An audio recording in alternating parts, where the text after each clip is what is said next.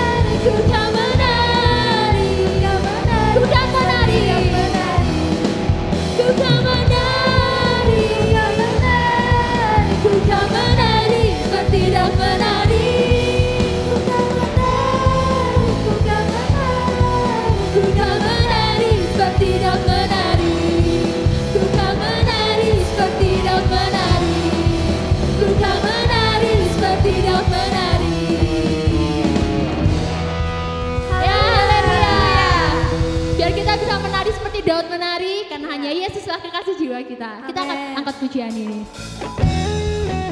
Kita angkat jempolnya ya. Jempolnya diangkat semua ya. Kita akan angkat pujian ini. Kita katakan shalala.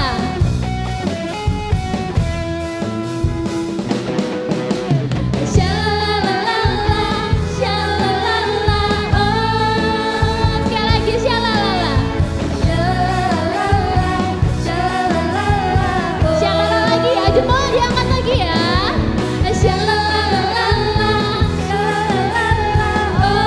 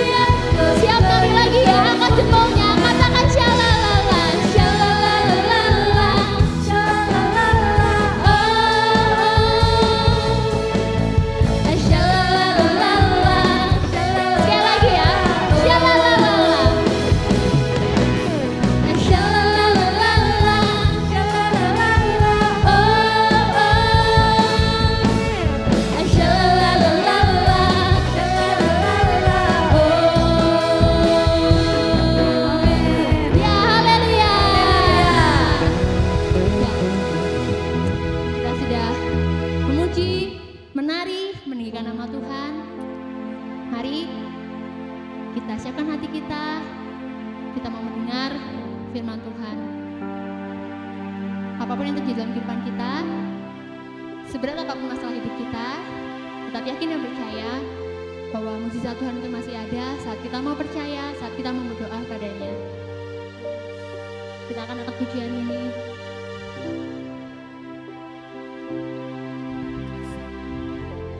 Haleluya Tuhan.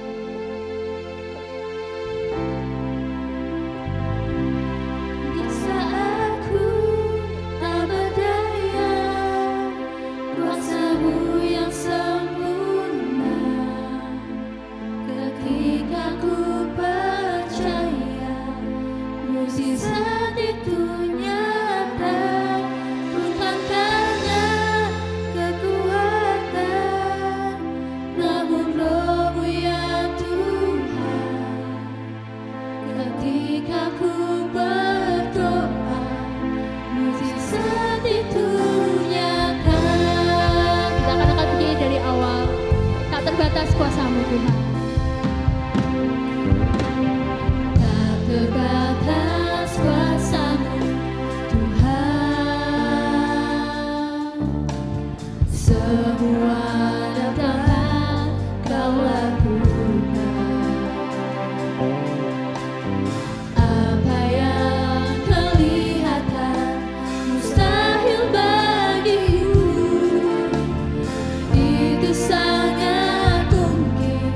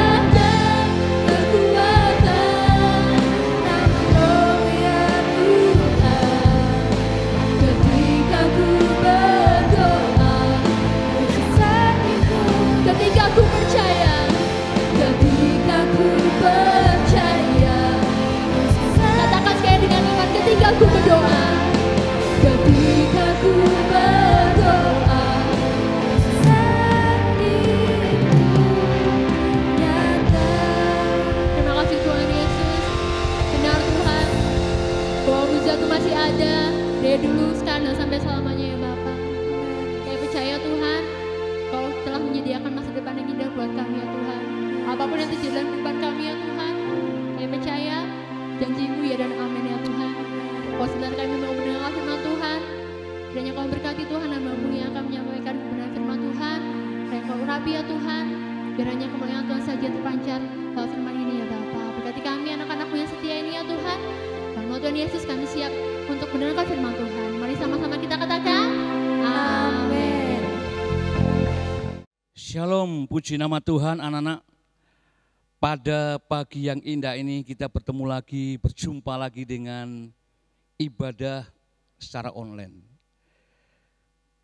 Saya kira kalian semua sehat-sehat dalam lindungan Tuhan. Pagi ini anak-anak, Om akan menyampaikan tentang seseorang yang percaya kepada Tuhan, yang terambil di dalam Yohanes pasal yang ke-4 ayat yang ke-4 mulai ya. Om akan membacakan di dalam Yohanes 4 ayat yang ke-4. Ya. Om akan membacakan aja di dalam ayat yang ke-14 ya. Tetapi barang siapa minum air yang akan kuberikan kepadanya, ia tidak akan haus untuk selama-lamanya. Nah anak-anak, di dalam Alkitab di atas judulnya adalah percakapan dengan perempuan Samaria.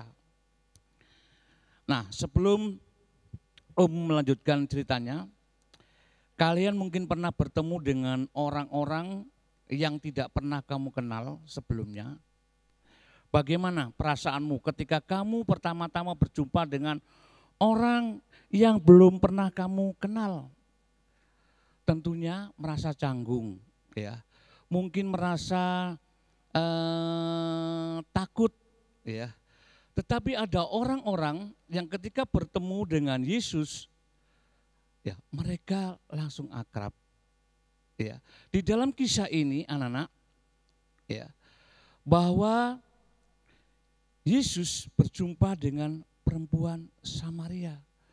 Kalian tahu anak-anak bahwa orang Yahudi dengan orang Samaria itu tidak akrab, tidak bergaul sebagaimana ya kalau kalian dengan saudaramu, kalau kalian dengan teman-teman dekatmu, seperti musuh kehidupan orang Yahudi dengan Samaria pada waktu itu. Mengapa ini terjadi? Karena di mana sejarahnya pada waktu itu ketika bangsa Israel diserang oleh musuh, ya.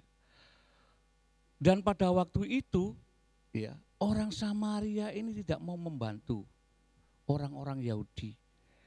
Ya, oleh sebab itu, ya, maka orang Yahudi menganggap bahwa orang Samaria itu tidak sama dengan dia, kehidupannya lebih rendah, menganggap mereka orang najis.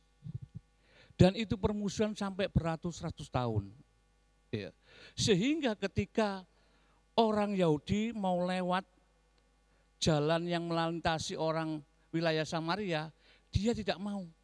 Dia lebih baik memutar jalan yang lebih jauh. Padahal ada jalan yang lebih dekat ke Samaria. Nah sampai di situ tidak mau lewat jalannya. Padahal ya kalian tahu bahwa antara daerah orang Yahudi dengan Samaria dekat. Sampai di situ anak-anak.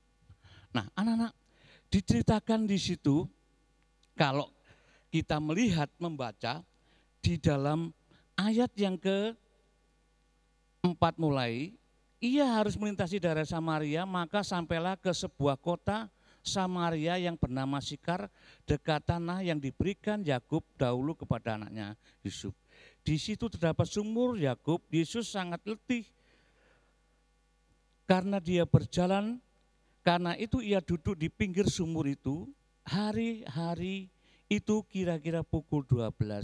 Maka datanglah seorang perempuan Samaria hendak menimba air, maka kata Yesus kepadanya, berilah aku minum. Anak-anak, ya.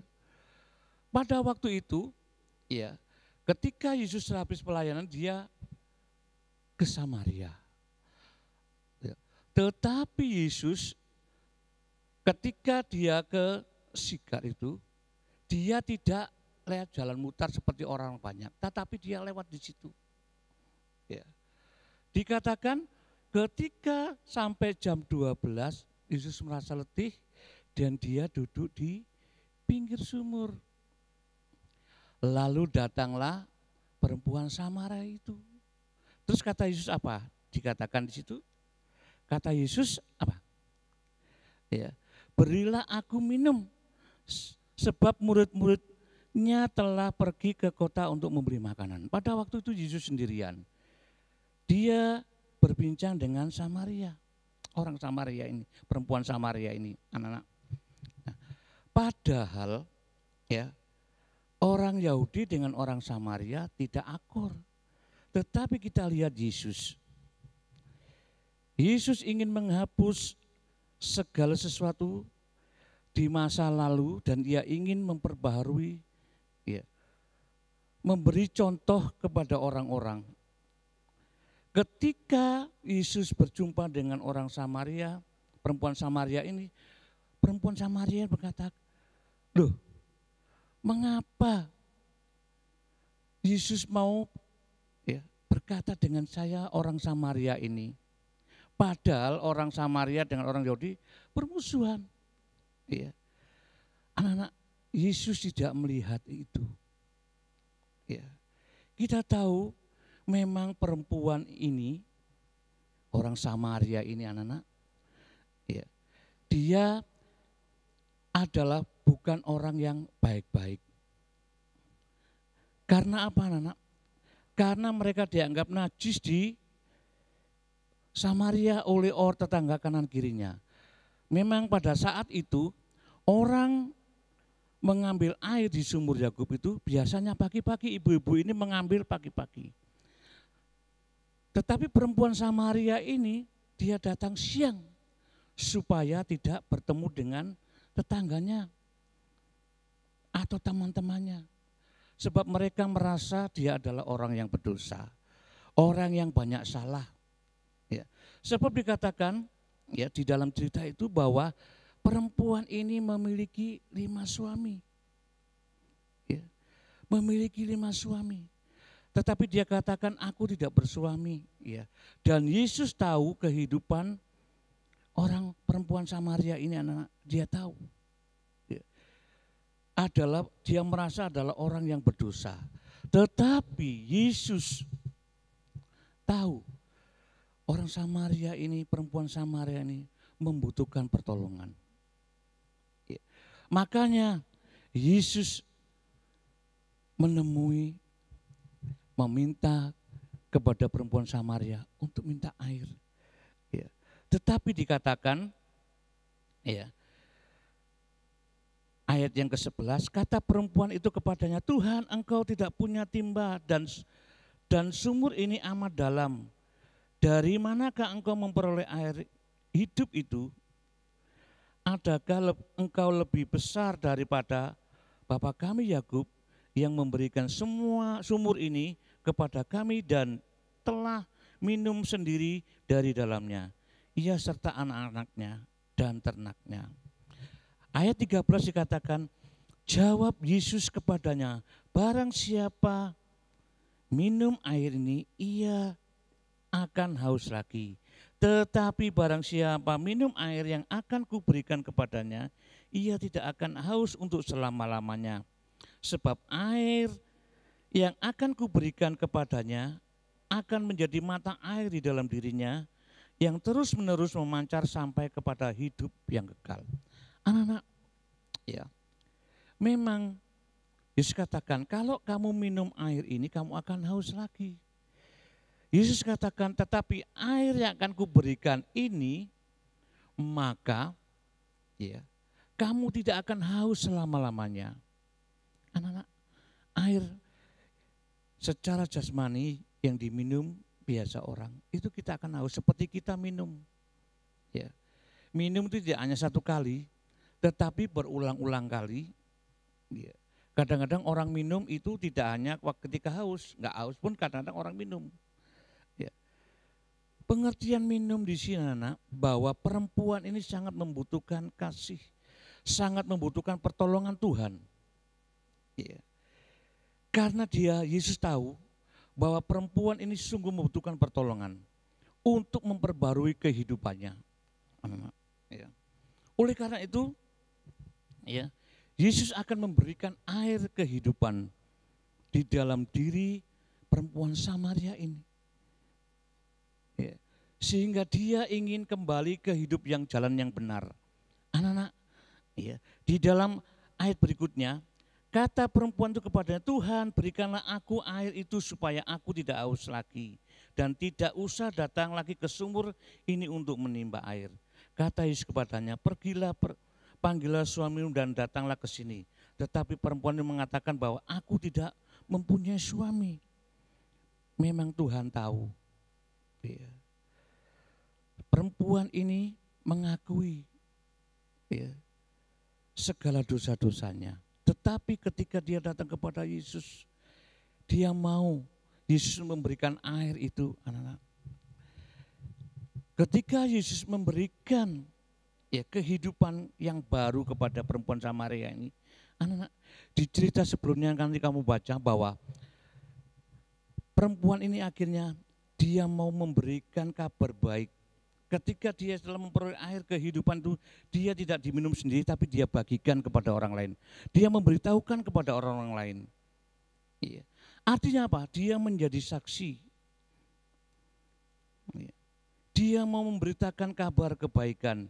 Air yang diberikan Tuhan Yesus, air kehidupan yang tidak akan habis, anak-anak. Iya. Demikian juga anak-anak. Kita tahu kita membutuhkan kasih Kristus, kita membutuhkan anugerah daripada Tuhan Yesus, kita membutuhkan pertolongan Tuhan dan membutuhkan pengampunan daripada Tuhan Yesus.